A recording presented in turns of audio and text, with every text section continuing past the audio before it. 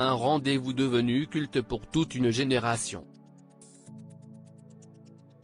En 1987, Philippe Gildas joue les chefs d'orchestre d'un tout nouveau programme diffusé en clair chaque soir sur Canal+. Avec son ami Pierre Lescure, le présentateur imagine un talk-show mêlant information et divertissement.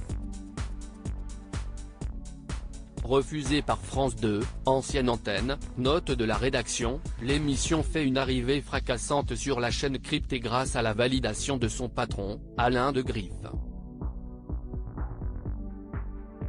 Pour apporter un grain de folie à cette émission, d'inspiration américaine, Philippe Gildas fait appel à Antoine Decaune. J'ai rencontré un homme à la fois d'une grande ingéniosité et d'une grande indulgence. C'était notre référent, s'est souvenu le comédien dans le podcast À Voix Nue de France Culture, proposé le 8 décembre 2021.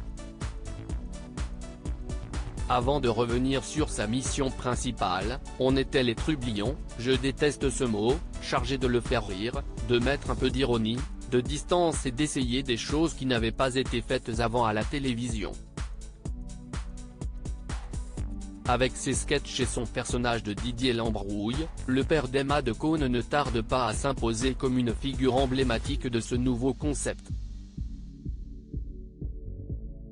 D'abord seul sur le plateau de Nulle part ailleurs, Antoine Decaune est rejoint par José Garcia en 1994. Alors chauffeur de salle de l'émission, ce jeune acteur en formation totalement déjanté ne passe pas inaperçu auprès de son futur complice. Le début d'un duo emblématique du petit écran.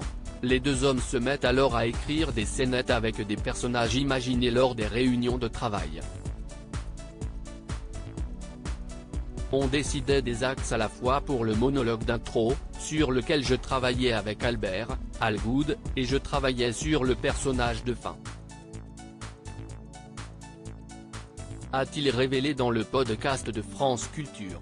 Chaque soir, les deux compères multiplient les parodies et les provocations pour le plus grand plaisir des téléspectateurs. Des personnages devenus cultes au cours de leurs séquences quotidiennes, Antoine Decaune et José Garcia adoptent un ton irrévérencieux et décalé. Affublés de déguisements extravagants, les deux amis inventent des personnages qui ne cessent de faire le bonheur des bêtisiers. Lorsque l'imitateur Yves Lecoq vient sur le plateau de NPA, les deux trublions lui réservent un sacré tour. Grimé en poule multicolore, Antoine Decaune décide de lui présenter son fils, un gros poussin incarné par José Garcia. La même année, les deux compères caricaturent Brigitte Bardot et Robert De Niro devant Ray Liotta. Les répliques du film Taxi Driver, You Talking to Me, et les You Fuck My Wife, répétées nerveusement par José Garcia provoquent le fou rire du célèbre acteur du film Les Affranchis. Les deux trublions vont encore plus lors de la venue du clown Django Edwards en 1994. Simplement vêtu d'un string léopard, José Garcia s'arrose le torse de bière et met le plateau sans dessus-dessous. Emmitouflé sous un sac poubelle, pour protéger son costume, Philippe Gildas observe la scène depuis un trou qu'il y a percé. Je sais qu'on a poussé le bouchon parfois jusqu'à du hors-limite, a confié Antoine Decaune dans le podcast de France Culture. Un instant de pure folie parmi tant d'autres. Toujours plus exubérants dans leur pitrerie, Antoine Decaune et José Garcia rivalisent de créativité. De Raoul et Ginette Bite-en-Bois, à Ronald le Connard, Claudia Choufleur en passant par Richard Jouir et Sandrine Troforté, les deux complices imaginent des personnages hauts en couleur pour des fous rires garantis. Un retour inattendu après 5 années de séquences toujours plus loufoques, Antoine Decaune et José Garcia mettent fin à leur collaboration dans l'émission Nulle part ailleurs. Bien qu'ils aient pris des chemins différents, la complicité entre les deux amis reste intacte. c'est un coup de chance extraordinaire qu'on ne peut pas inventer.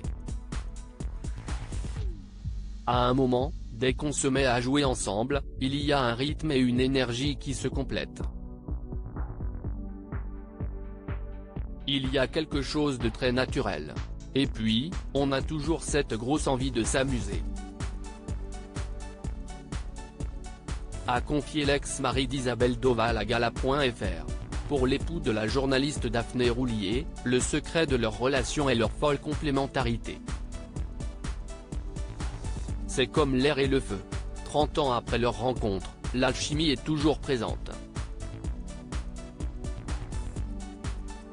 En témoigne leur dernier projet commun. Le comédien et l'animateur sont à l'affiche du podcast Marvel Wastelanders, disponible depuis le 28 juin dernier sur la plateforme Audible. Leur fidèle public peut-il s'attendre à un retour de leur duo mythique de nulle part ailleurs? Personnellement, je pense que ça serait une très mauvaise idée.